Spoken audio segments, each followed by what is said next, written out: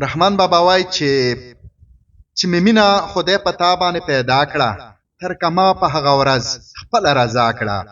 او اوس د ستا رضا وفا کړې که جفا کړې، ما د ستا جفا قبوله په وفا کړه.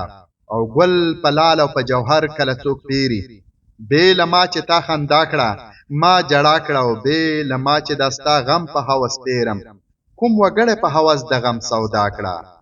او دوه یاران به دا رنګ چا نه وي لیدلي، چې یو ورته کنځل کړي بل دعا کړه. او ما و ټول جهان ته شا او تا ته مخ کړو، تا و درش جهان ته مخ او ما ته شا کړه. هم په دې ترحم او نام بلند شه، چې قبول عندلیب د یار جفا کړه.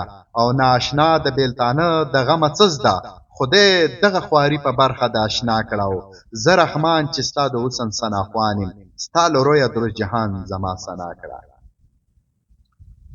او رحمان بابا وایي چې عجیبه رحمانه زړه دې د کتو دی، چې مرګی په دنیا شته او ته لا خاندې. انسانیت څه په دولت نه دی رحمانه، بت کو جوړ شي د سرو زرو انسان نه دی.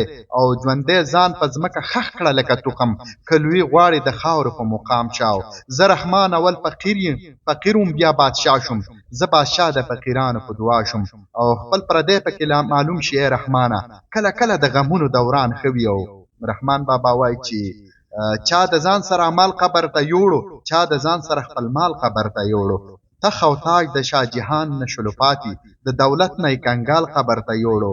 او دا د ګل غوندې مخونه به فنا شي ای رحمانه، مرګ یوسف غوندې جمال قبر ته یوړو.